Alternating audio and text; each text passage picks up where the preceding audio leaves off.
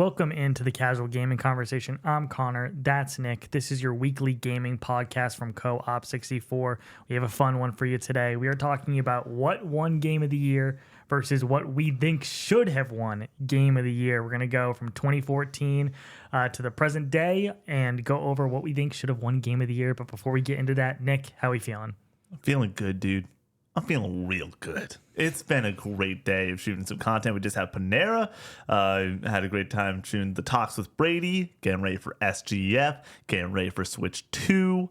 So much is happening. It feels like we're going officially for the next 10 days, and there's some housekeeping that we'll discuss for the first 7 days of this. We're going nonstop.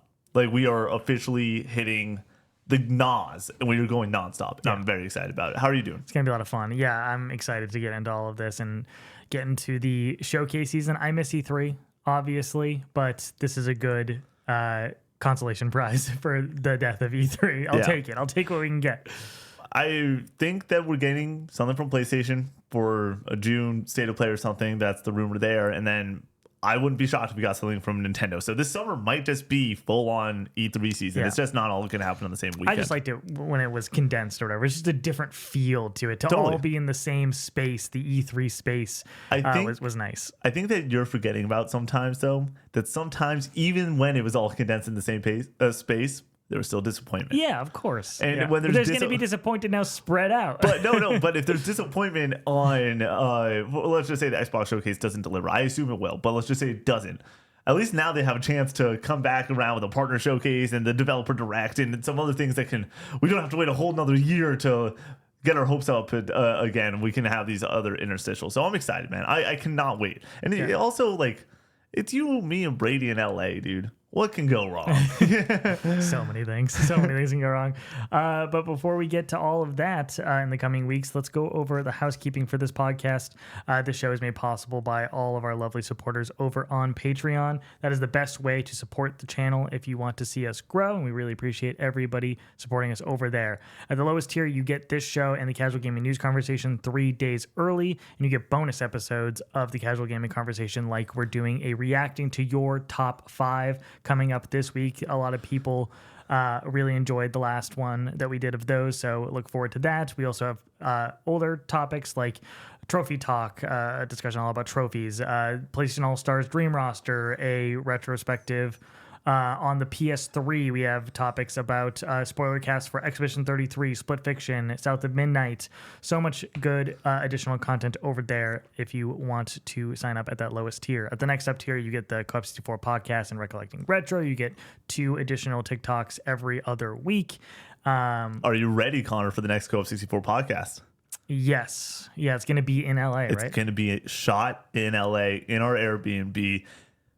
It's no matter what, that energy is going to be different. Yeah. I don't know what it's going to bring, but I promise you it's going to be freaking different. It's going to be a good time. Yeah, it's going to be fun. And then at that highest tier, you get your name right at the end of each and every podcast, and you get the opportunity to write in for the Co-op64 podcast to be the 4th topic on that show. New month, Connor. We got new names. Yeah. New names, baby. Let's go. Over on the Twitch side of things, a pretty normal week for the most part with some very distinct differences. We're kicking off the week with the Night Rain LAN party stream. So me, Nick, and Brady, 3 TVs, all queuing up for Elden Ring Night Rain stream on Monday. It's going to be a lot of fun. Can you and I carry Brady to the promised land? It is 2 people that know what they're doing and 1 Brady. We did it with Matt, though, is the thing. We won 3 Night Lords in a row, which is impressive. Matt, I believe, has platinum Elden Ring. Okay. There's a large difference between Matt and then the guy who died for 4 hours against Rom. 4 hours against Rom. That's fair. And then on Tuesday, Nick is playing Sekiro. Shadows Die Twice, continuing on with that. Wednesday, I'm playing The Legend of Zelda, A Link to the Past. And then we will be going offline and then coming back later in the night, technically the next day at around 1 a.m. or something. We will let you know when we are going live for a Nintendo Switch 2 unboxing. My guess is 12:30. That's what I'm going to put in the in the announcements, I assume that we're gonna get the Switch, get some accessories that we don't already have coming our way. Like we already have our Pro controllers, but maybe I'm gonna pick up Street Fighter 6 that night. You never know. And then we will be immediately. I assume the process is gonna be pretty fast though, about like 5-10 minutes, and then we're gonna drive for 20 minutes. The set will be set up, and it will be go time unboxing the Switch with all of you. Very exciting stuff there. Right. And then on Thursday, we're going to be doing an earlier stream because we're traveling the next day very early. So we want to be able to pass out earlier than usual. Yeah. So we're going to be playing Mario Kart World, Switch 2, more Switch 2 content, 5 to 8 p.m. Eastern Standard Time. Come watch, potentially play with us. We're probably going to be trying to play online and getting people in and involved in the community. So that'll be a lot of fun. On Thursday, Friday, we have Summer Game Fest reacting live over on Twitch, the kickoff event for that. That showcase is going to be a lot of fun, so come watch with us there. 5 p.m. Eastern for that one. Sunday is going to be the Xbox showcase as well. We're going to be reacting live to that. That is at 1 p.m. Eastern. So we will be live for that as well. So come enjoy all that reaction goodness over on Twitch with us. Discord, we have a Discord community of over 2,600 community members. If you want to come talk with us, talk with the community, make friends, play games together, that's the best place to do it. Also, we have merch, t-shirts, hoodies, mugs. If you want to support the channel that way, that's a great way to support the channel. And last but not least, leave us nice reviews over on Apple Podcast services. It gets the show out to more people, and we would really appreciate it. All right, Nick. Let's get into those hot takes. What do we got? I got the final Switch 2 hot take for pre-release Switch 2 stuff, okay? I know we've been having a good time with these pre-release takes. It's been a lot of fun. But my hot take for this evening is that launch lineups do include every game that's part of the launch lineup. I feel like right now when it comes to the Switch 2, all we talk about is Mario Kart World. And that is just not the case. There are so many gamers out there that do not have necessarily a PS5 and Xbox Series X. They are Switch gamers. So they've not experienced a lot of these titles that are there day one. We finally are going to have these people that are just Switch gamers, just Nintendo gamers, being able to go and battle it out in things like Street Fighter 6 or go and experience Night City for the first time. And we can't just be like, those games are old, so they don't count part of this launch lineup. The fact is that they 100% do for a lot of consumers that are hopping in to either this console for the first time or consoles for the first time. I think about the fact that it's Nintendo. The amount of times that people discuss Nintendo consoles being their first console because it's a family-friendly console, there's a lot of new fun goodness for those people that will be experiencing those titles for the first time, even though some of those games are a little bit older. Yeah, I don't agree with this at all. Mario Kart World is the launch lineup for this console, and I know that like that's not going to be the case for everybody. Like you say, if you're going from Switch 1 to Switch 2, these games are new, but these games have been out for a long time. Stuff like Yakuza 0 or Cyberpunk. It's cool that you can play them on the go, but I wouldn't consider those like high profile titles that are going to be associated with the Switch 2. The only game at launch that's going to be associated with Switch 2 is Mario Kart World. Maybe Deltarune because it has the 2 chapters, but that's going to be on everything else too. So it doesn't even get that benefit. So in my opinion, yeah, I think that you can make an argument. And I see your argument that those other games should be factored in, but I don't agree with it personally. Fair enough. Connor, what's your hot take? My gaming hot take is that I miss the challenge of character unlocks in games. And the perfect example for this is Super Smash Bros. In Ultimate and really in the 3DS version as well as the Wii U version, it was just every few rounds you're going to get another character. And or if you do like some of the classic mode or whatever it is, you can unlock characters that way. But it's very straightforward, very easy. I'm not a fan. Subspace Emissary, 3 additional unlockable characters in there that are like hidden away, that are like secret unlocks that not everybody knows about.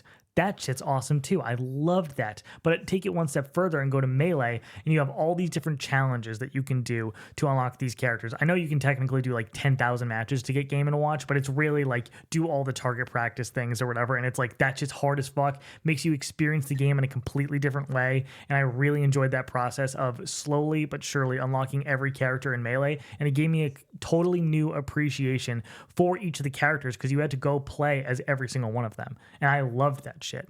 So I miss the how difficult it is nowadays, or how easy it is nowadays and how difficult it used to be. Something that I would like to see, like something like Mario Kart.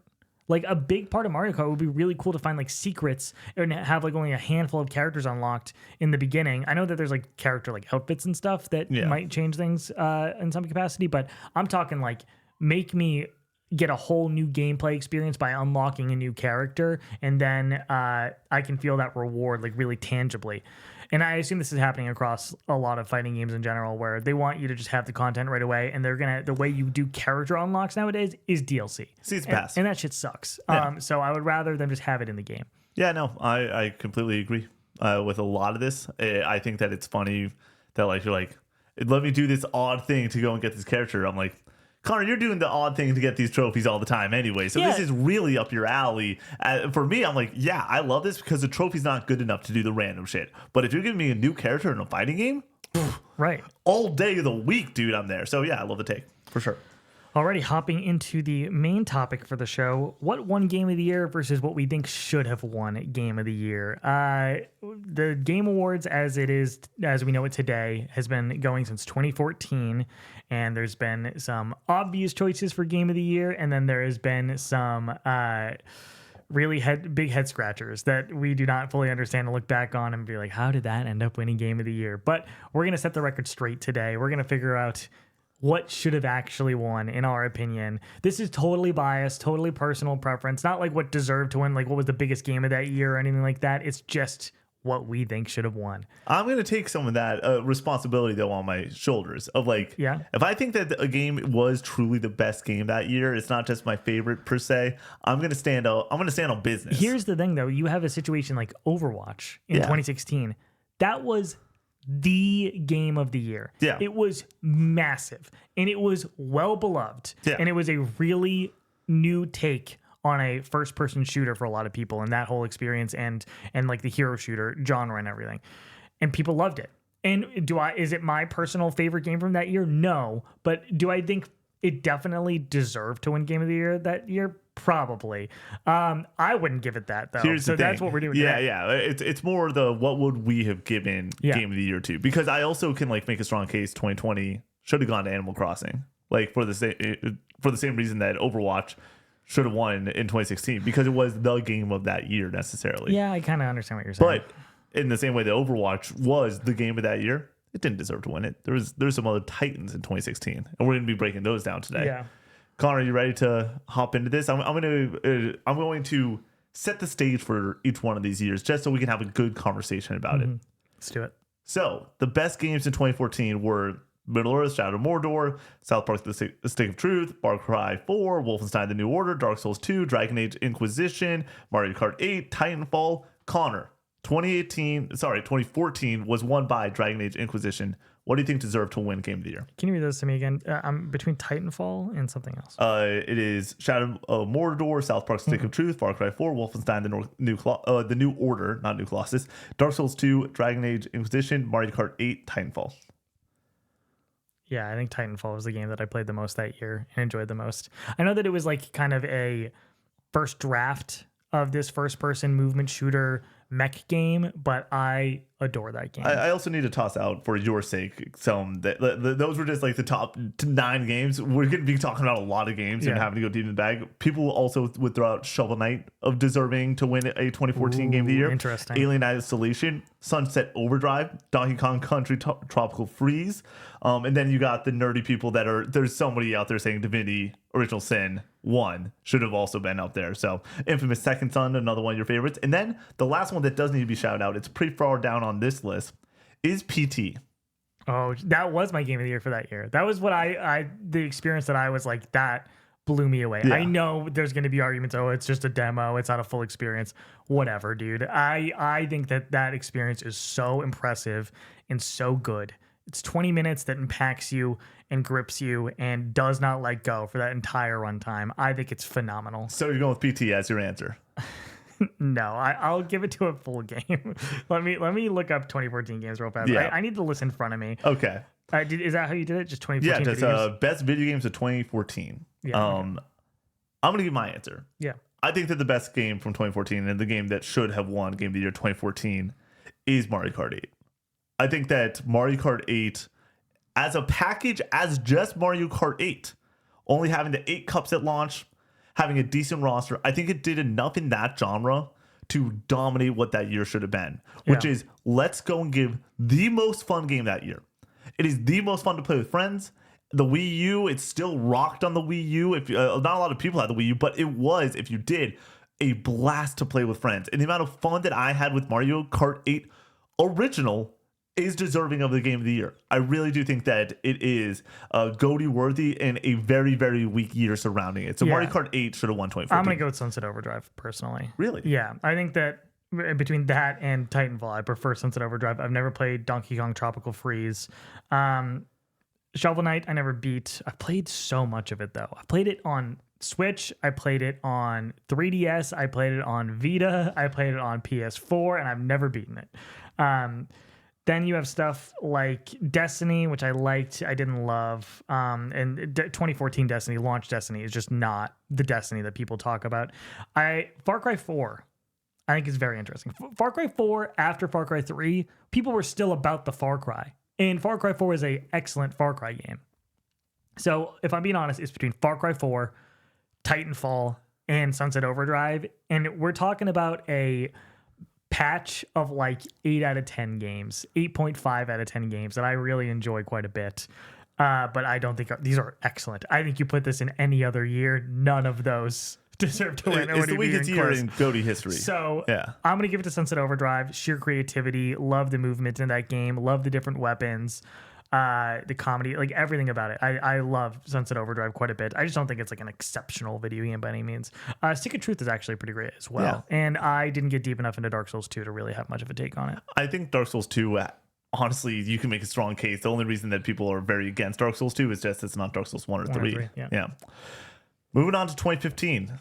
Game of the year went to The Witcher 3 Wild Hunt. Mm-hmm. Other notable games in 2015 were Bloodborne, Batman Arkham Knight, Rise of the Tomb Raider, Fallout 4, Life is Strange, Undertale, Super Mario Maker, Ori and the Blind Forest.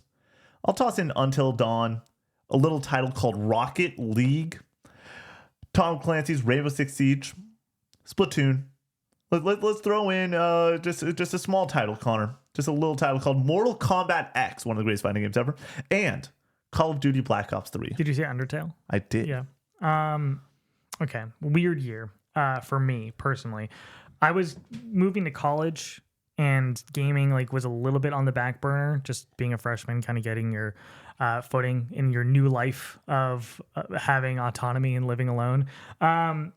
I played a lot of Rocket League that summer. Really loved Rocket League when it came out on PlayStation Plus. That might be the game that I played the most in this year. When I played Bloodborne in 2015, I did not beat it. That was my second Souls experience because I played Dark Souls. Metal Gear Solid 5 is excellent. Until Dawn was my game of the year for that year back in 2015. Yeah. Because at that point I hadn't beaten Metal Gear Solid 5 yet.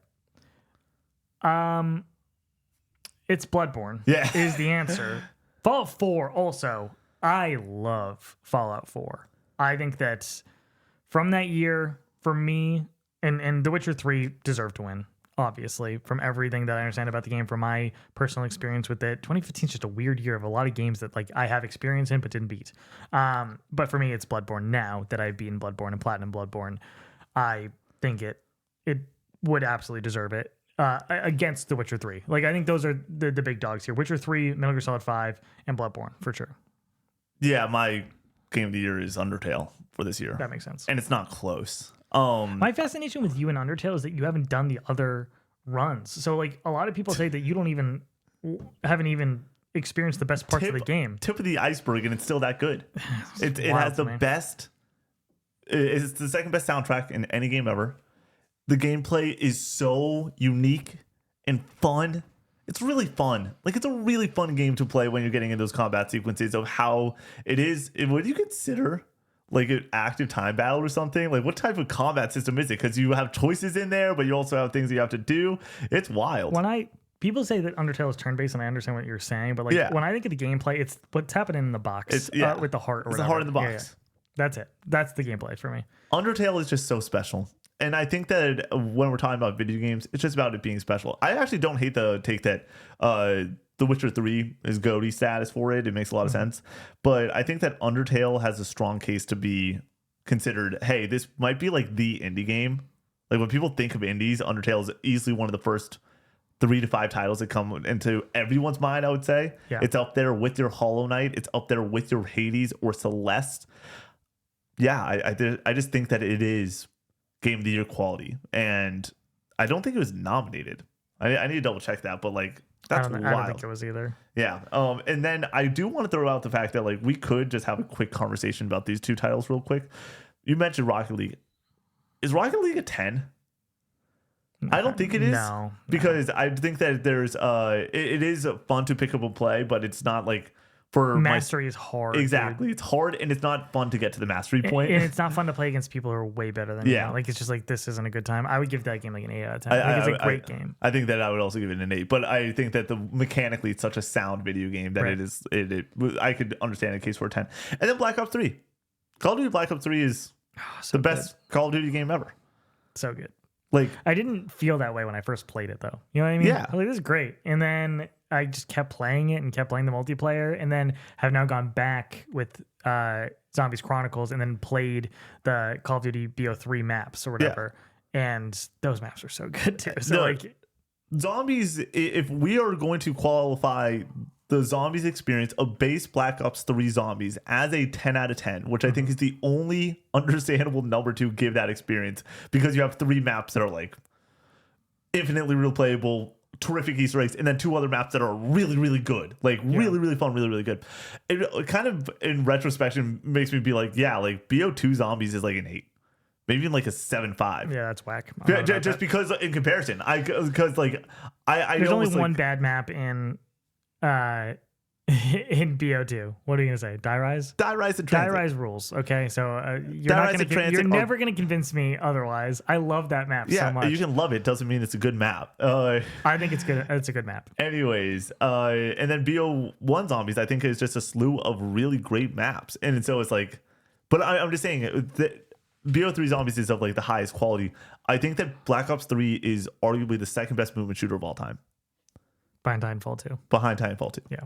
And I don't think that that's outrageous to say.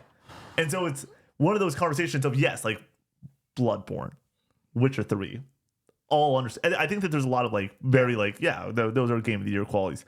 I think that Black Ops 3 needs to be talked about as maybe not like right next to there, but like I think that it's a 9 out of 10 game. Like the Black Ops 3 is that good. Not a 9.5. Yeah, I don't scoff at that.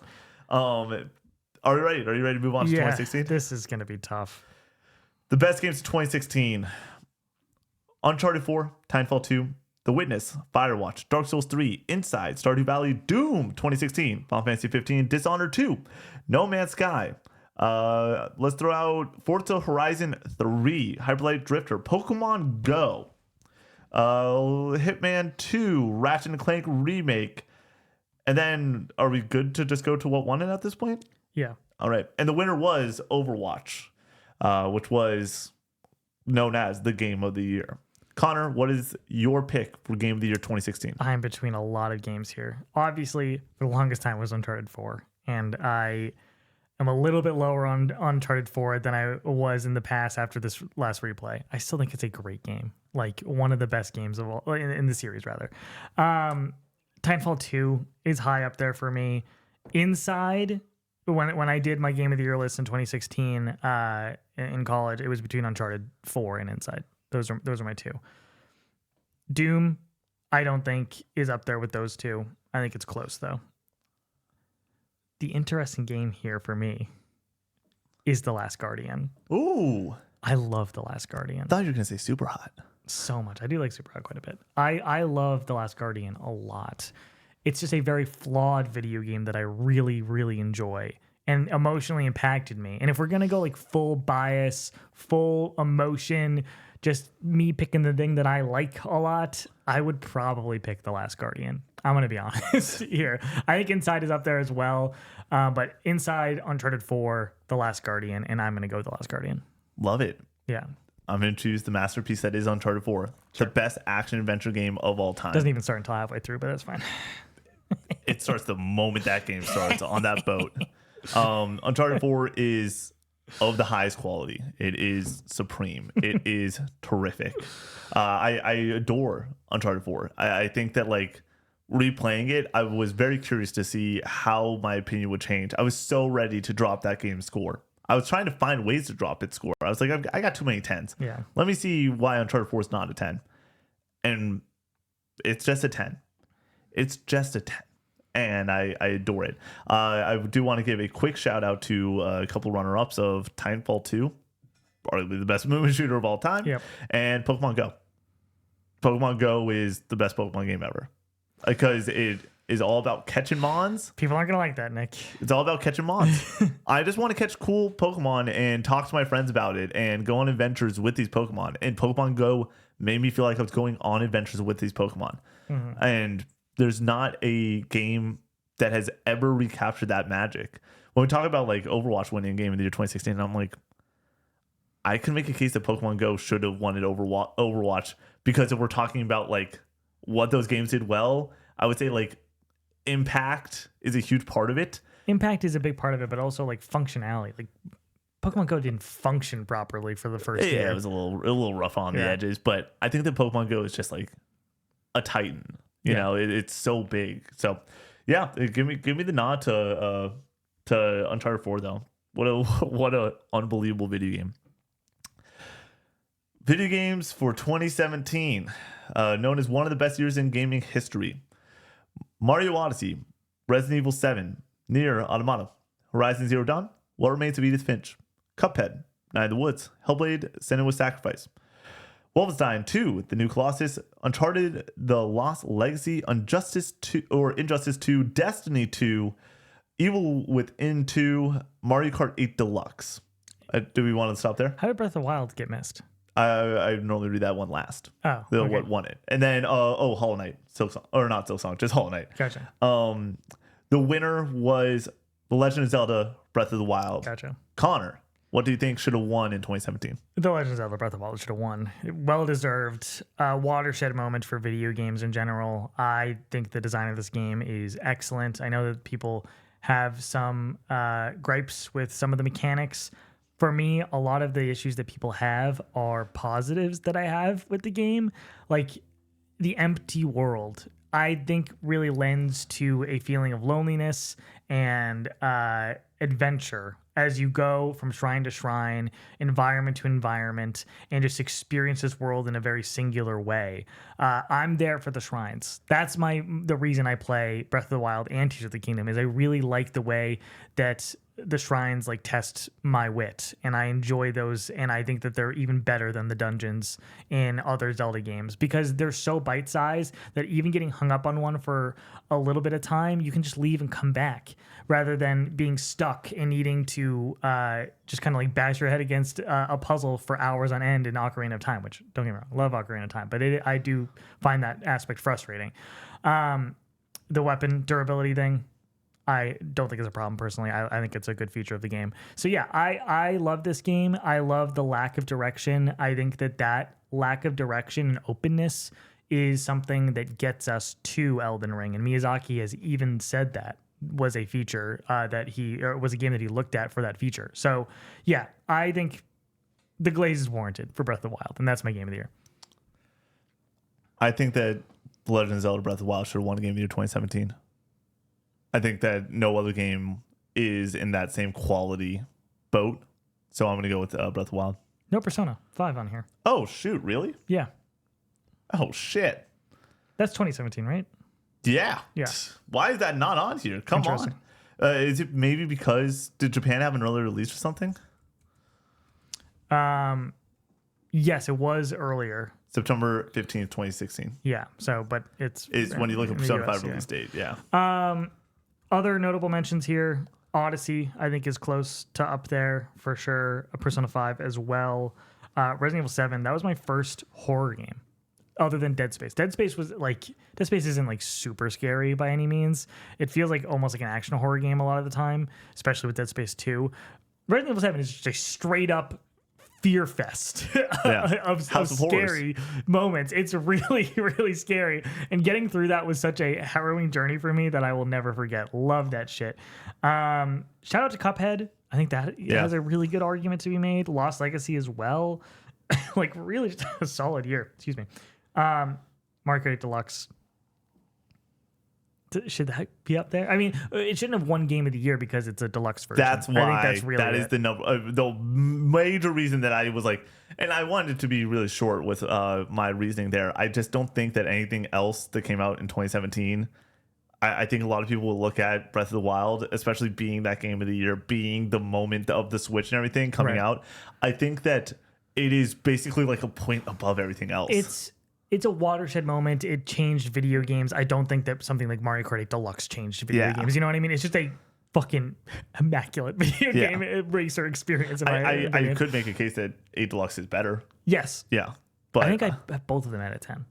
Yeah, you do. I both of them as a 10. I think it was really funny. I was watching the KF crew review Mario Kart 8, and like I think Greg said along the lines, and I'm not saying I agree with this, but he's like, "You're a big dumb idiot if you don't think Mario Kart 8 Deluxe is a masterpiece." Like it's just like what that game is. So a decade of being the when did he say game? They re-reviewed Mario Kart 8 Deluxe a couple weeks ago. Oh, interesting. Yeah, and it was just like this game, dude, is so good. I really don't know what the fucking issue is with that game. Where do you point? You already know where I point. It's the online. Yeah, the online systems need to be better. I've honestly never had an issue with it. I'm not saying that like it's matchmaking. I'm saying I should be able to hop into a match with you, and we should be able to go and play Mount Wario in Baby Park 87 times in a row if we so desire. Why don't we test that tonight, Nick? We got to get ready for Mario Kart World. Let's hop into Mario Kart 8 and play some races. Let's fucking do it, dude. Wait, you don't have a Switch. Oh yeah, Bray's not. I've had Bray Switch over here for the better part of 2 years, so I just always think that I have it. Go get it from Brady. Does he have Mario Kart? Yeah. Yeah, okay, yeah. Tell Brady to come back over Brady, here. come over tonight. We're having drinks and playing Mario Kart 8. ... Also bring your Switch for Mario Kart 8. Perfect. Ready for 2018? Yes. Video games in 2018 are headlined by Red Dead Redemption 2, Super Smash Bros. Ultimate, Celeste, Into the Breach, Marvel Spider-Man 2018, Monster Hunter World, Forza Horizon 4, Return of the Obra Dinn, Tetris Effect, Donut Country, Assassin's Creed Odyssey, Dragon Ball FighterZ Z, I'm going to toss in there as one of the best fighting games out there. Shadow Colossus Remake, The Messenger for some indie love. Overcooked 2 is a great time. Moss. We can end it there. But the winner was God of War 2018. Connor, what is your game of the year for 2018? I think God of War is well deserving of winning. I think Red Dead Redemption 2 should have won. If I'm being like just personal preference completely, just like totally biased here, Celeste. I think Celeste is the best game on here. Yeah. What's changed since top 50? I didn't beat Celeste when I made the top 50. Oh shit! So for top 50, what do you put? I think it's a conversation. Yeah, I think it's the best platform ever made, or at least very close to being high up there. And if you're the best platform ever made, we're talking about like 2D platform. We're talking about like up there with some of the goats of like Super Mario World. Yeah, Super Mario 3. Like Super Mario 3. Yeah, I think Celeste is up there with Red Dead Redemption 2. But it's a conversation. You ask me a different day, I'm probably gonna say Red Dead Redemption 2, but it's 1A, 1B. I'm not really sure, honestly. But if I were like on the panel at the end of the year, I think I probably would have put my vote down for Red Dead Redemption 2 and just been like, yeah, that probably deserves it. Interesting. Okay. Yeah. My answer is God of War 2018. It is a masterpiece. It is unbelievable storytelling. But the best part of God of War 2018 is it does something better than any other video game, and that is the Leviathan Axe. That is the best weapon in video game history. I remember when Connor was describing to me God of War, because I picked it up later in the year. I got it for Christmas, I believe. I was like, it can't be that good. And you're like, returning the Leviathan Axe back into Kratos' hands is one of the best feelings in video games. And I was like, can't be that good. No, it's that good. And it's that good the entire time you play that game. And then as you unlock more shit in that game, yep, it has the best weapons in video game history. Mm-hmm. Like, period, bar none, not even close. So, yeah, I'm going to give it to God of War 2018. Masterpiece in storytelling, gameplay, characters. it just is unbelievable. A lot of people talking about like Red Dead making them ugly cry. I did ugly cry 2 times while playing God of War. I do want to say real fast on Celeste versus Red Dead Redemption 2. It's the same situation you have with Mario Kart 8 Deluxe, where it's like, I think Celeste is an immaculate 10 out of 10 video game. I think that Red Dead Redemption 2 is a 9.5 out of 10 that like has problems, but I think that like very small problem, like the combat. We've talked about the combat. Yeah. It's just the combat really that I think isn't the most fun thing to do, which is a lot of the game.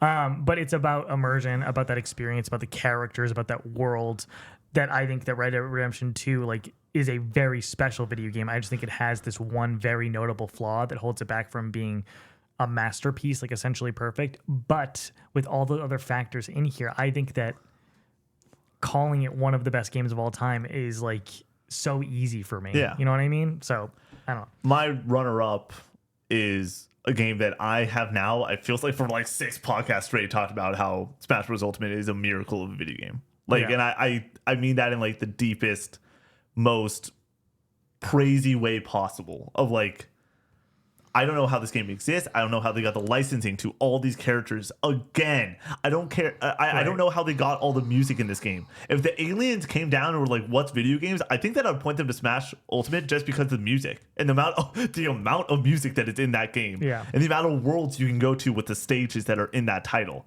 Like, it is unbelievable how they pulled off Smash Ultimate.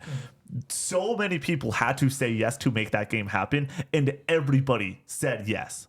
It's really impressive. I can't wait to beat Red Dead 2 finally this year, but I don't think it would be in that conversation for me just because the opening is that slow. It's so good. I think the opening is so good in that game. And then Celeste is awesome. Shout out Forza Horizon 4. Game's great. Marvel Spider-Man. Talk about fun for a minute. The Marvel Spider-Man is so much fun. So fun.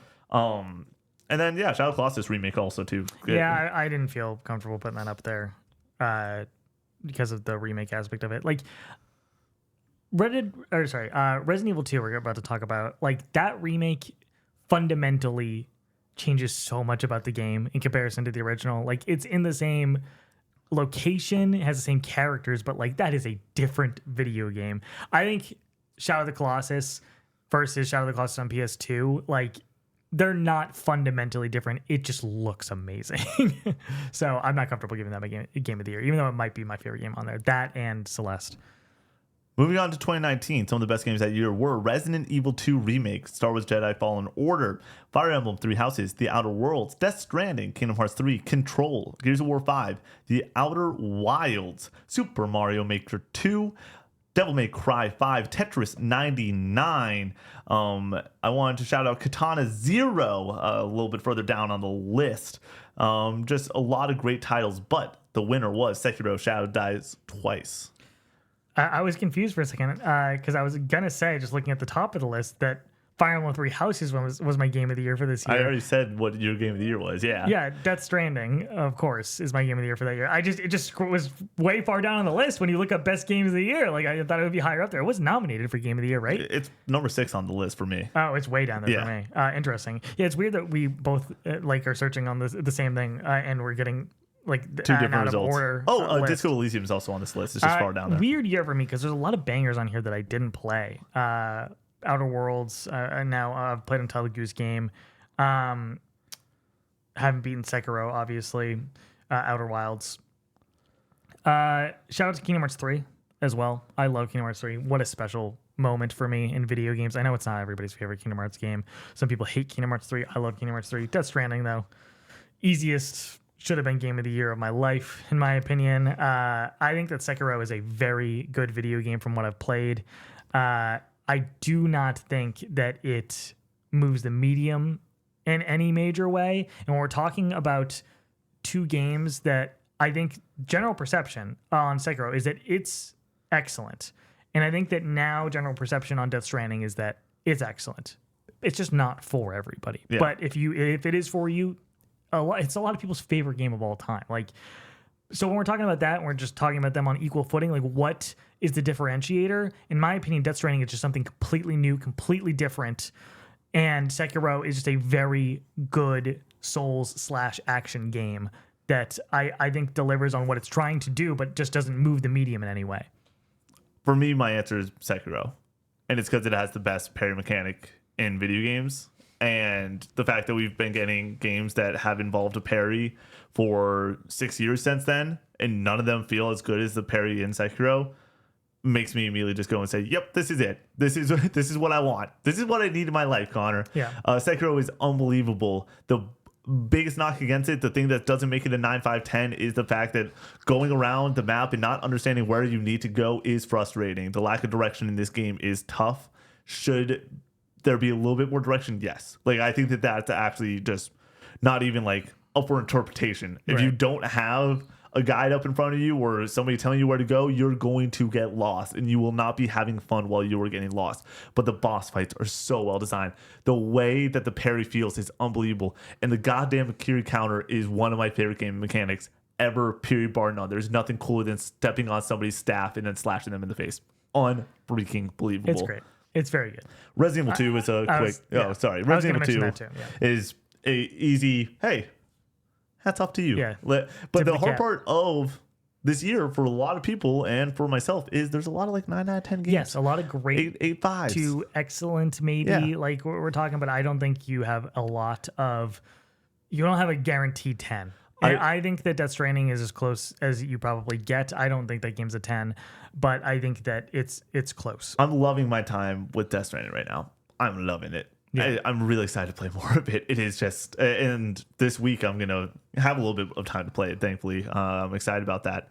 But like, dang, I really want to just keep grinding away at that game. And then Mario Kart's going to come out, and then I'm going to have to put it back down again. But I do really love Death Stranding. Do you think that we're going to get hate for not having Disco Elysium? We haven't played it. I think people know that. Yeah. And we won't play it. Reading's tough. No, I know that there's a fully voiced version of it, and I just keep on saying reading is tough. That's funny. Connor's greatest year in video game history, I believe, is 2020, headlined by games like Ghost of Tsushima, Final Fantasy VII Remake, Animal Crossing New Horizons, Hades, Ori the Will of the Wisps, Marvel's Spider-Man Miles Morales, Doom Eternal, Demon Souls, Fall Guys Ultimate Knockout, Bug Snacks, Astro's Playroom, Half-Life Alyx, and Cyberpunk 2077. Also, Connor, there was a little game called Valorant that you enjoy very, very much that came out that year. But the winner was The Last of Us Part 2. Connor, what is your pick for Game of the Year 2020? Don't hate me. Valorant is my favorite game from this year or whatever. Just pure favorite. But The Last of Us Part 2 won and should have won. Absolutely dog walks everything else below it.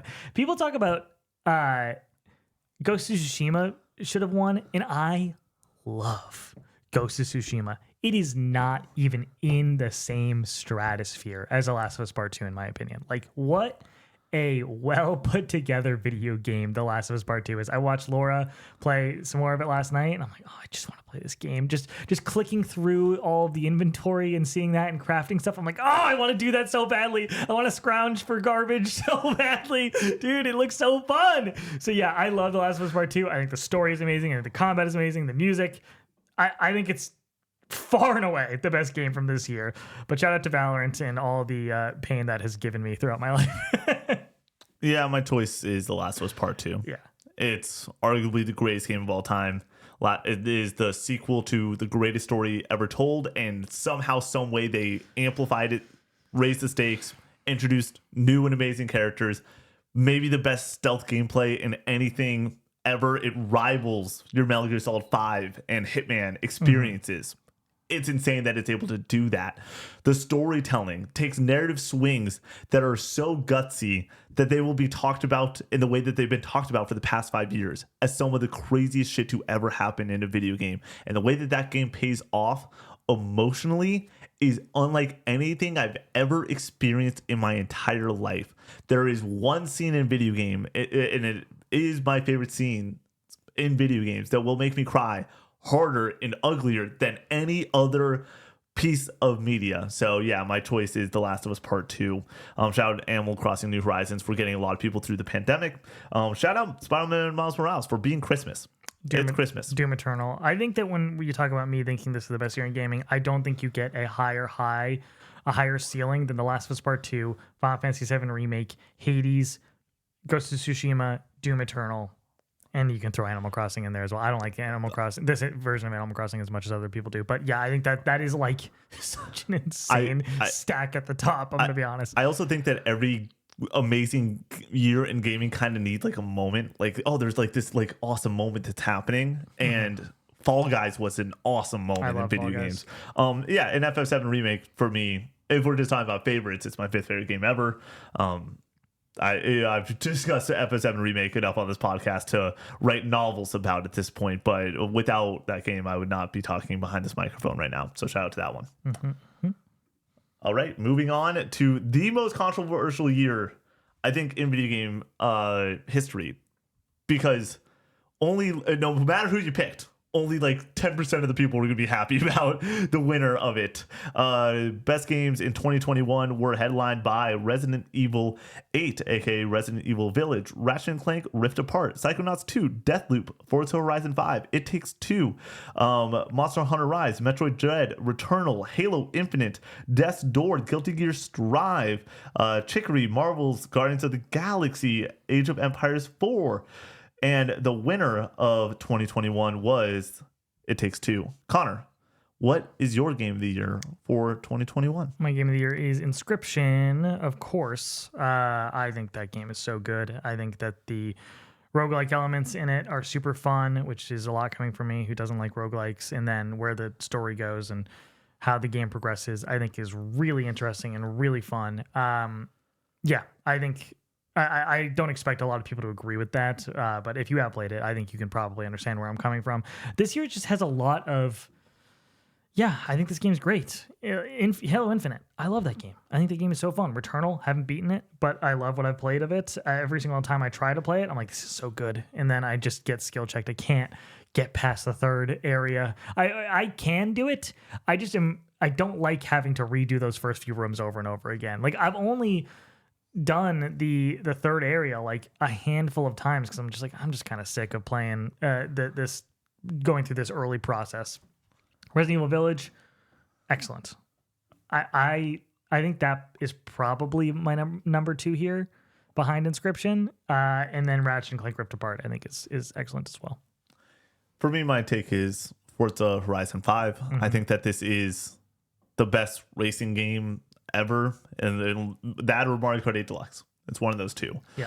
I think that the fact that it wasn't nominated for Game of the Year in such a weak year is actually like kind of a slap in the face to what this team is able to pull off in that game. Like, it is so insanely impressive how gorgeous that game looks, how well it feels to play, and I think that it's just so impressive. I really, really do. I really wish that it was nominated for Game of the Year. I think that because it's a more niche genre and the panel doesn't love to play every racing game, does such a disservice to what this game is. 9.5, amazing. My runner-up is Ratchet & Clank Rift Apart, another 9.5 for me. Like, I think that this is Insomniac's best game. I really do. It has so much heart. The Ratchet's arsenal is as fun as ever. Clank is as sarcastic and witty as ever. Being in this world is gorgeous. I think it might be the most beautiful game on the PS5 behind Forbidden West. Like, this game is so freaking good. And I think it gets lost in the shuffle because it's a cartoony game. But in reality, the fun per minute is nonstop. You're in and out like 12 hours-ish. Like, it's just so good. And the way that it utilizes the PS5, it is just like beautiful. It runs amazingly. Like, this was and is Insomniac, one of the best in the biz, at the top of their game. This game is better than Spider-Man 1 and 2 and Miles Morales. The game is it's just so much fun. Like, when I think of fun per minute games, I think of 2021. And I think of Forza Horizon 5 and Ratchet & Clank Rift Apart. Yeah. I don't really have much of a take on your take there, honestly. Like, I think most people are looking at Ratchet & Clank Rift Apart and being like, that is a great game. It just varies on like how high or how like the varying degree of which you feel that way. Yeah. So next up, 2022. the Battle of the Titans, as I remembered it. It's Elden Ring versus God of War Ragnarok, and then there's a bunch of other amazing video games like Horizon Forbidden West, Stray, Kirby and the Forgotten Land, Tunic, Cult of the Lamb, A Plague Tale Requiem, Neon White, Immortality, Sifu. Let's toss Marvel Snap and Splatoon 3 in there. Let's throw out Xenoblade Chronicles 3 in there, Gran Turismo 7. But the winner was Elden Ring. Connor, what is your game of the year pick for 2022? I don't know what I was doing in 2022, if I'm being perfectly honest. I feel like I didn't play any games this year. I beat God of War Ragnarok. I played the crap out of Sifu, didn't beat it. I played a good amount of Elden Ring and fell off of it because I was frustrated with like one aspect of just like not being able to find out where to go. I think I was just playing a lot of Valorant this year is really you what really it is. were. I think this was the year that I was really hooked on that game. And I just kind of got lost in that. Stray I've played since then, and I don't love. Tunic I've heard great things about. But for me, like, even having not beaten it, Sifu is my favorite experience from that year. But God of War Ragnarok, I think, is great. I do think that, if I'm just being perfectly honest, Elden Ring should have won. I'm not delusional on that. Like, that is so clear and obvious to me that from my 40 hours of playing it, and then seeing where the conversation has gone on that game, and seeing other people discuss it and seeing other people play it, I'm like, yeah, okay. I get it. Like, I get why it's great. It definitely deserved it. It's another one of those situations as like Breath of the Wild, where it's like, it's another watershed moment for open world gaming that is you're going to see ripples of that game in other games for years to come. So yeah, my choice is Tunic. No, it's Elden Ring. Elden Ring is so special, and that experience remains to be one of my favorite that I've ever had in video games. And to go and talk about this game so much in the past week, 2 weeks, 3 weeks with the release of Night Rain, it's awesome to just be like, oh yeah, everyone had that experience. Everyone thought that this was this special, because it is. That game is just fundamentally one of the most special experiences you can have in video games. And as someone that's only beaten it once, it's amazing. But there are the people that have beaten it 7, 8, 10, 12, 15 times, and they're still finding new things. And then the fact that it is just such a fun sandbox to go and run around and, as I like to say, be a little guy in a big world and face off against some of these creatures is just terrific and phenomenal. Going into 2023, it's funny because we've had our channel existing since then. So, like, you already know our game of the year in 2023. Yeah. But I guess let's go over it real fast. That the question is, are you changing your, and am I changing my answer? Because I think that recently we discussed this of where is Connor going to land on this podcast. Know. Game of the year 2023 went to Zelda Tears.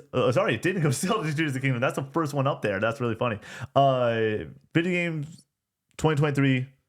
Game of the year for 2023 was Baldur's Gate 3, but it also had amazing titles like Tears of the Kingdom, Final Fantasy 16, Diablo 4, Spider-Man 2, Street Fighter 6, Mario Wonder, Dead Space Remake, Jedi Survivor, Alan Wake 2, Starfield, Hi-Fi Rush, Armored Core 6, Resident Evil 4 Remake, Pikmin 4, Lies of P, Sea of Stars, Fire Emblem Engage, Dave the Diver, Cyberpunk Phantom Liberty, Metroid Prime Remastered, Cocoon.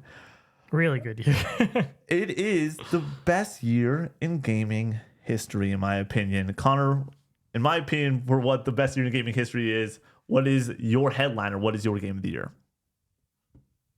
My game of the year is still Alan Wake 2, I think. It's right there with Final Fantasy 16. I love both of those games to pieces. I do think that Baldur's Gate should have won.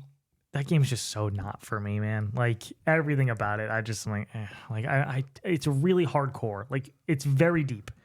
And I just don't want to play a game like that. I need to give it another go and really firm up that take. I respect the hell out of Baldur's Gate 3. Not every game needs to be for everybody. And just because this one isn't for me doesn't mean I don't think that it's deserving of Game of the Year. But if I were to be in charge, and it's just all my personal opinion, Alan Wake 2 is my game of the year for that year. My game of the year for 2023 is Final Fantasy 16.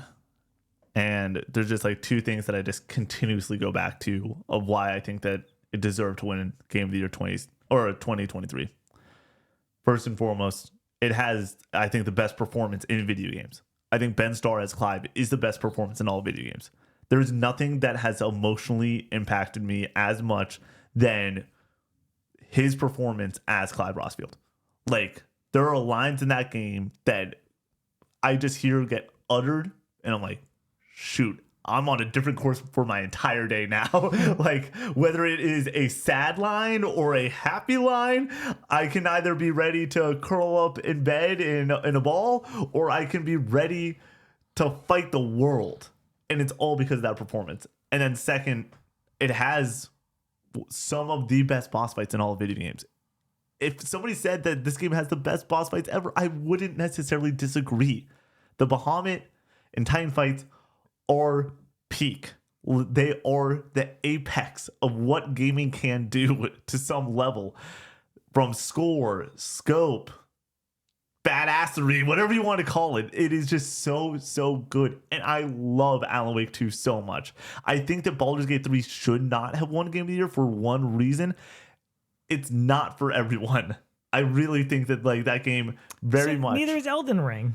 Oh, correction. I think that like the onboarding of some of the roleplay mechanics are just like the combat is really slow and can be extremely a turn off for a lot of people. The amount of depth that's in that game is so overwhelming. It is so hard to onboard anyone into that game. But it's also, you can say the same with getting smashed in the face by tree sentinel in Elden Ring.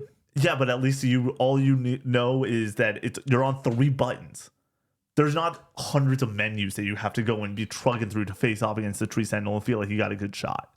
And so that Baldur's Gate 3, I think, is a little bit cumbersome. I think that people love it because it's cumbersome. This is like Baldur's Gate 3 is like the ultimate sandbox.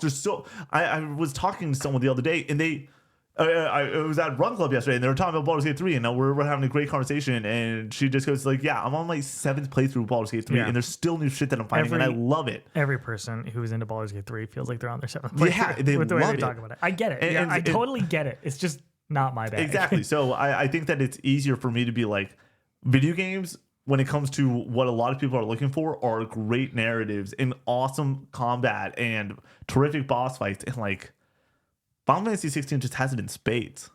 Like, it's unbelievable how good the mainline content in Final Fantasy 16 is. Alan Wake 2, I think, is a piece of art.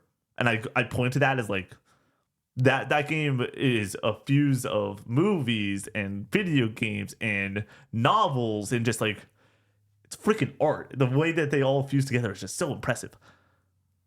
But Final Fantasy 16 to me is a video game. And that's why it's my game of the year for that year. 2024. This is the hardest year for me to figure out. And it's not because my favorite game's in there. I like, it's between 2 others that like I really can make a strong case for game of the year on what should win. 2 others other than Astrobot? 2 others than Final Fantasy 7 Rebirth for me. Oh, okay. It's my 2024 game of the year went to Astrobot, but also had amazing titles like Helldivers 2, Metaphor Refantasio, Animal Well, Balatro, Final Fantasy 7 Rebirth, Like Dragon Infinite Wealth, Prince of Persia: The Lost Crown, Elden Ring: Shadow of the Erdtree, Dragon Age: The Veilguard, Echoes of Wisdom, Black Myth: Wukong, Warhammer 40k, Space Marine 2, Silent Hill 2 Remake, Dragon's Dogma 2, Kunitsugami: Path of the Goddess, just a plethora of other amazing titles. Yeah. Connor, what is your game of the year for 2024? I think that Astrobot is a 10. I think that it hopefully is doing the job of revitalizing the 3D platformer outside of Nintendo. My personal pick would have been Final Fantasy 7 Rebirth. I think that game is so good. I've talked about it ad nauseum on this podcast. I'm sure people are sick of hearing the same points over and over again, but it encapsulates like everything that I love about video games, and also wraps it up into like this really emotional package for me. As somebody who doesn't exactly love Final Fantasy 7, the original story, and that original experience, I do think it's great, but it's not like my favorite game of all time like it is for so many other people. I think this remake trilogy and what they're doing with it is unlike anything else in video games, and I think it's wildly impressive and risky, and I really like it. So that's where I'm at with Final Fantasy 7 Rebirth. Is it a perfect game? Is it a masterpiece? I would say that it has some issues that knock it down from that 10 out of 10 for me. But it made me cry, so sorry. My game of the year is also a game that made me cry, and it's Astrobot. Astrobot deserved to win that year. Like, it is so freaking good. Astrobot is magical. There's not something that has made me feel like a kid as an adult in the way that Astrobot did. It is try to not smile challenge Astrobot. But what is your game of the year for this year? I still think that like if I had to go and choose and like be like, what is game of the year, which that's sort of the way I've been taking this question of like, well, what should have won game of the year? You know, Okay. Astrobot should have won game of the year. You know, Yeah, but I think it's a more interesting conversation to be like what you think should have won. yeah, Astrobot should have won. That's sort of where I'm at with it, you know? Okay. And so, but then I want to call out Metaphor ReFantazio, which is right next there. The only reason that game's not a 10 is that it does have some pacing issues. But like, if they just like rearrange some of the day structure on the calendar, where instead of having 20 days here, it was like 15. And sometimes when it was only 10 days, maybe even give me 15 or 20. I think that game would have been a masterpiece. It's such a clear flaw that slows down the momentum of that game that I can't give it a 10. I just can't. But like, that game is magical. And the discussion that it has about the impact of fantasy and video games and media from a extremely broad scope, I think is like one of my favorite conversations to have in general. Like, I love Metaphor ReFantazio. Like, I can't shut the fuck up about it. When people were doing the Q&A for myself, which was a super fun experience, there was 3 Metaphor questions. I had to cut one. Yeah. But I would have talked about all 3. Like, I'm so okay with just continuously talking about this game because I think that it's so deep and so rich. And like I said, like, I beat Persona 5 Royal recently, and I like cried after the fact of like sitting down and just like being like, damn, I'm gonna miss those characters. I wept uncontrollably after I finished Metaphor. Like, I love Metaphor so much. And then Final Fantasy VII Rebirth is another game that I cried at the very start of it. I cried at the very end of it. I cried 3 times in the middle of it. I think that the gameplay and the active time battle like mechanics that it uses is arguably my favorite combat system in any video game ever. Like, I bring up like 2018 God of War with the Leviathan axe and like the way that weapon feels and like sweet and like that is the best video game weapon ever. But if we're talking about combat systems of like you have your high action flying things like Devil May Cry 5 and Final Fantasy 16 and stuff like that, or turn-based combat, or lining up shots in something like The Last of Us Part 2, I prefer Final Fantasy 7 Rebirth combat over any of those things. Like, it is, and I don't think that it's like it is preference to that point, like, and that's totally fine. But I think that it is such a high quality that it goes amongst the best stealth games, and it goes amongst the best platformers, and it goes amongst all these other genres as like being the best at what it's trying to do. And it's so unique and different that it's really the only one of its kind. Alrighty. Before we do that, well, we're not done yet, Connor. 2025. What's going to win game of the year? I think Expedition 33. If I could bet any amount of money on it, I would. Like, I don't think anything else stands a chance with the way that this game is being talked about.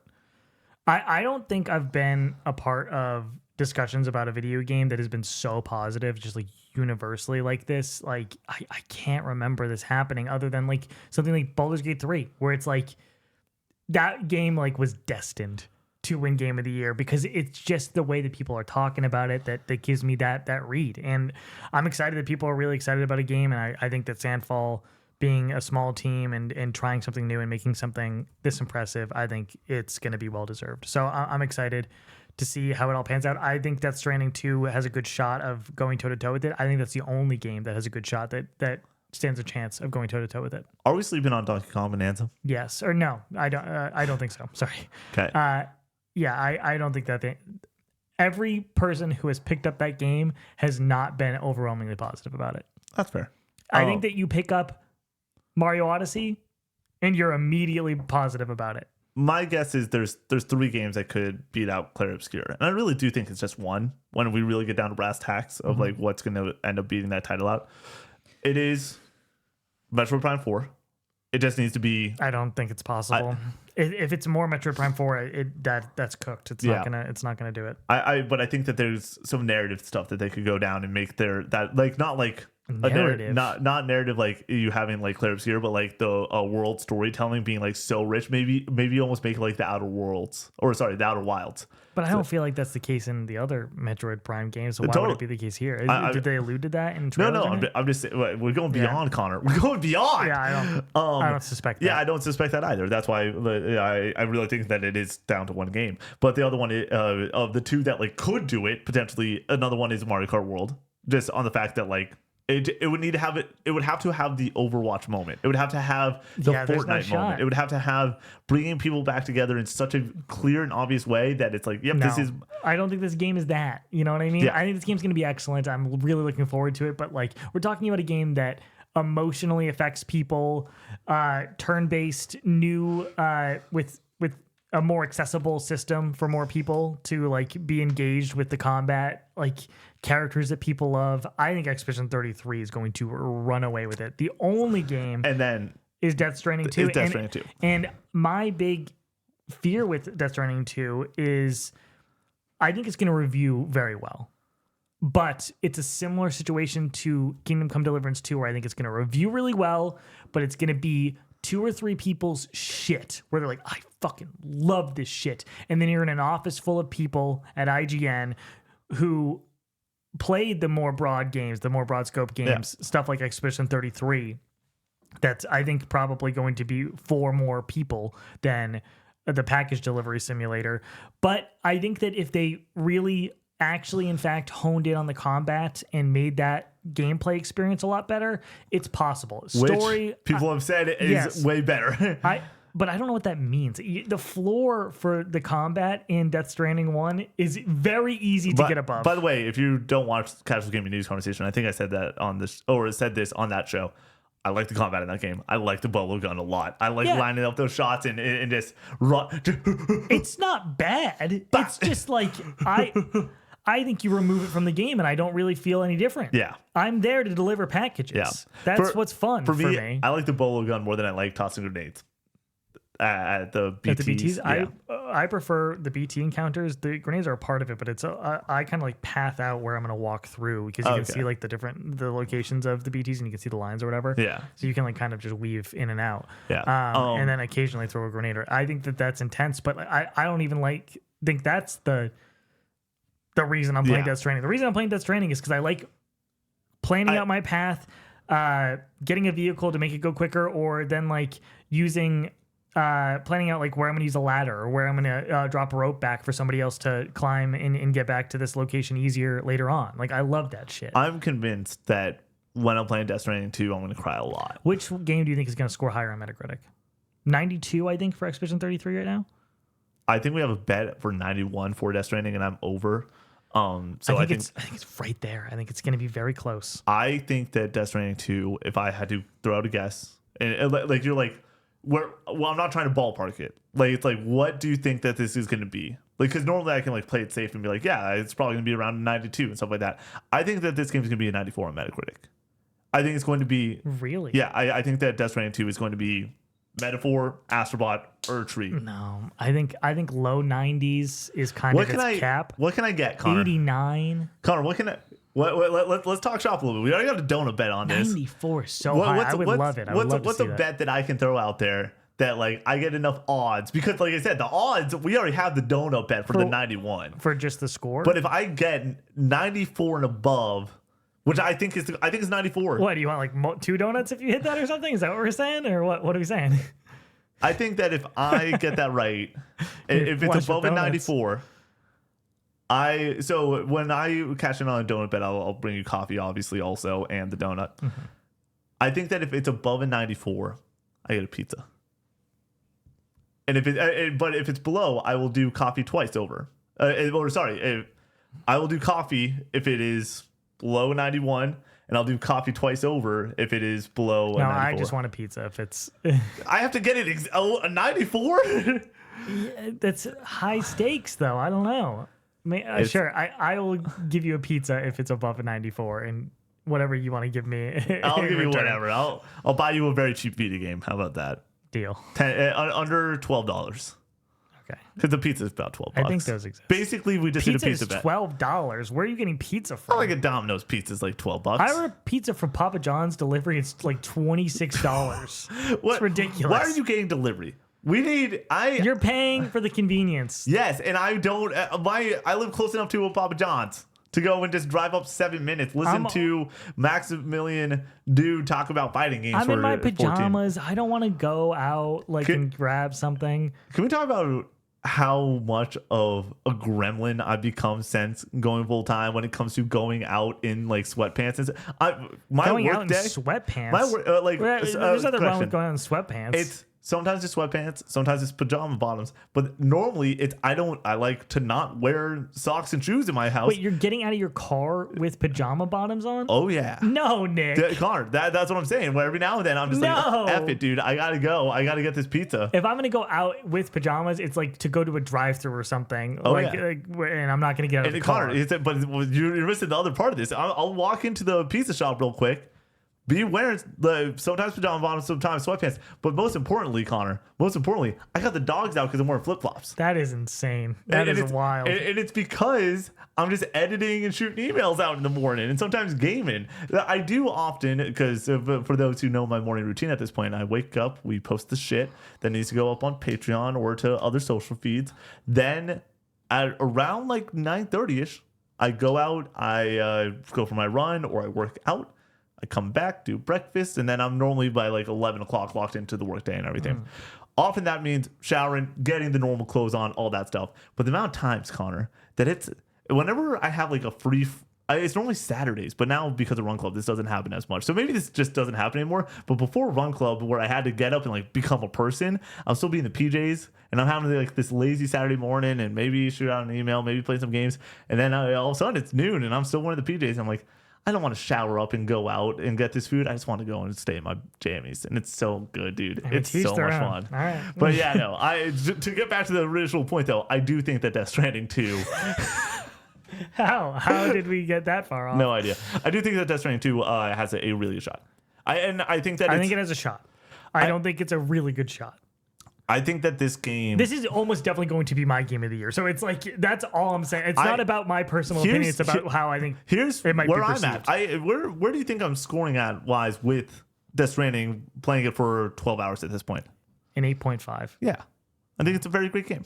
And like, I think that the walking at times is a little bit slow and sluggish, and there's a lot of it, but I think that the combat's one. I think that when you go over the cliffside and it's just fucking gorgeous, it's like the walking was worth it, but the walking part isn't my favorite thing ever, but it's not bad, but it's just not like, it's just whatever. It's set, it is almost like the gameplay is set dressing to the actual set dressing that is looking around this world and being part of it and everything, and it's such a unique environment with the phenomenal music and the needle drop moments. Legitimately, I told Connor the other night, I was like, it wasn't like one tier. It was like, I'm Norman Reedus. I'm walking and I cannot control what is happening to my eyes right now. Like, it is so beautiful. Yeah. And Low Roar brings that whole game to the next level. Low Roar. I cannot wait to see what the soundtrack is for this next game and everything, and just like have a whole nother reload of tracks. I'm at the point that I would consider going to this tour, man. Like, straight up, of the tour that they're doing for the soundtrack for this one. I'm like, I really am enjoying what they're doing with the soundtrack in this one. I would love to see what they do with 2, but I cannot wait to get my hands on 2. I think that we've joked often, Mario Kart World is going to be my game of the year. Claire Obscure is currently my game of the year. I would not be shocked at this point if Death Stranding 2 out of fucking nowhere I don't think it was on my top 10 most anticipated games this year.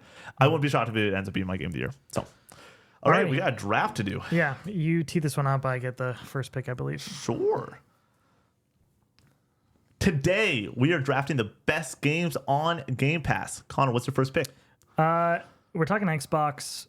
We're talking about a game that you can get a lot out of. We're going to go with Halo, the Master Chief Collection with my first pick. Kind of a cheat code because you get a whole bunch of games here. Some of the greatest games of all time in the Master Chief Collection. Halo 2, Halo 3, so good. I even like Halo 4 quite a bit. And the original, Reach. For the multiplayer, I really enjoy. Yeah, Halo, the Master Chief Collection was my first pick. For my first pick, it's a recent addition to Game Pass. I'm going Metaphor ReFantasio with my first overall pick. I think that bang for your buck, that is 70 hours of gameplay for a $20 or less subscription fee. Easiest recommend on the planet. Everyone's coming off Clair Obscur. They're loving the new hotness. Go and play yourself some Metaphor. And F it, I'll just choose another turn-based game in Clair Obscur that's also on Game Pass right now. Currently, a lot of people, including myself, Game of the Year? Are you kidding me? Metaphor and Clair Obscur with my first 2 picks. With my second pick, I'm going to go with Inscription, my favorite indie game of all time. I think I could have probably gotten this quite a bit later, but I'm going to take it here. If you haven't played Inscription, please go do so. It's on Game Pass, as we are discussing right now, so it's easily accessible. Go play it. It's so good. Next, I'm going to pick Doom Eternal with my third pick. You could argue first-person shooter perfection. I think this game feels amazing, especially on mouse and keyboard. Makes you feel so powerful, so fast. Doom Eternal with my third pick. Connor, I'm doing the robot. Why am I doing the robot? I don't know. For 2 different reasons. One, because I'm really happy right now because I got 2 of my favorite games of all time. And I'm also doing the robot because one of the games includes robots. Yes, I'm choosing with my third pick, Hi-Fi Rush. Hi-Fi Rush is one of the best experiences that you can have on Xbox Game Pass. If you just want to turn your brain off for a little bit and live a little, smile a bit, Chai and that crew is such a fun team to be around, and being in a world that is Saturday morning cartoons and you're listening to the Black Keys, you just can't beat it. And then with my fourth pick, arguably the best game on Game Pass, I can make a damn good case that it is. I'm choosing Forza Horizon 5. It's so much fun. Should have won Game of the Year in 2021. I think that I'm getting a lot of games that I think would be considered better, but I just don't know if they're associated with Game Pass. You know what I mean? With Xbox. And I think that does kind of affect the conversation. Like, I think a lot of people played something like Celeste, which is going to be my next pick. Yeah. Not on Game Pass. They played it on Switch. With my next pick, I'm going to pick another indie darling. I'm going to pick Celeste, the greatest 2D platformer of all time. Enough said. That's all you really need to say about that. Okay. Lots to choose from here. Real quick, I want to throw this out there. Of course, I talk about Metaphor and Forza and all these things. I did have Halo as my number 1 pick. Like, I feel like it's Game Pass. You have to. Because you get like 3 9 out of 10 games. Yeah. You know, like it's hard to, you get 3 9s and then, I don't know, Halo 3's a 9. I'm going to pick one last game that I think is just now heavily associated with Xbox and Xbox Game Pass. We're going to go with Fallout New Vegas with my last pick. This is the best Fallout game. Really immersive world. Really like being in this space. And the story and the characters and the writing is so good. So yeah, we're going to go with Fallout New Vegas. With my last pick, I'm going to choose one of my favorite campaigns from last year. I'm going to choose Black Ops 6. Joining the Game Pass fold, I absolutely adore Black Ops 6. What are you doing? There's so many other great games on here that you can pick over BO6. I think BO6 is so freaking good, you especially think it's better from than Balatro? No, I think the campaign is. I would give the campaign a 9. You think it's better than Resident Evil 2? It's really close. You think it's better than Hollow Knight when you haven't played Hollow Knight? I haven't played all that. Yeah. Yeah, no. Black Ops 6 is my last pick. I love Black Ops 6. Okay. Dude, that freaking campaign is Fast and Furious on drugs. And it's awesome. Yeah. It is. Look, dude, you beat that campaign, right? No. You didn't? I played over half of it. I'm like, this is pretty great. My but like, gosh, I'm good. dude, you're I've had missing enough. out. When that it starts hitting on that Yeah. one level, come on, Connor. Oh my lord. Honorable mentions: Hollow Knight, Indiana Jones, Ori and the Will of the Wisp, Sea of Thieves, Tunic, and Yakuza Like a Dragon were on my board. Actually, the honorable mentions I had were the ones that I just listed off. Okay, nice, great. Now we're going over to the June Patreon names. All right, first time with the June patrons. If you are at that highest tier, you get your name right at the end of each and every podcast, and we really appreciate your support for the channel. Members like, you ready? Yes. Members like V Slashing, Ooh, Gracie. Grey Direwolf, Fathead. Deadman. Fathead and Deadman sound like Death Stranding names. I think that's, yeah, I don't know. JC. Only One Rufus, Tuzar. MG Dunbar, Mr. Munchies. Farmer Spud, Rocky Tater. Nofi, JC Falcon. Frozen Crushes, Swampy Bits. Jaxie, Sconzi. Cheery Sentry, DQ Lonzer. Strike in 1978, Tyler D. Scooterman, Das Goopy. Jinkleberg Rules. Centuro. Hook'em Horns. Go Nash. Neutral Sphere. Charlie W. Easton C. Stooby Dooby Doo, a Stooby Dooby Doo. Nuke This Kingdom. Crispy. DJ Zach B. Uli. Jacob D. Big Bag. Metal Nate. The Patty Cake. Bear Pog. Yogi. Dom. Hole M. Colin C. Brack. Voodoo. Dr. Pookie Bear. Alex the Golden. Andrew H. Master Diz. Drifter X1 Skirt. Presto. Maverick. Goops. JMAP B3. Ali Benali. And Kingdom Heart Sucks. Thank you so much for watching this episode of the Casual Gaming Conversation. We'll see you on the next one. Peace out.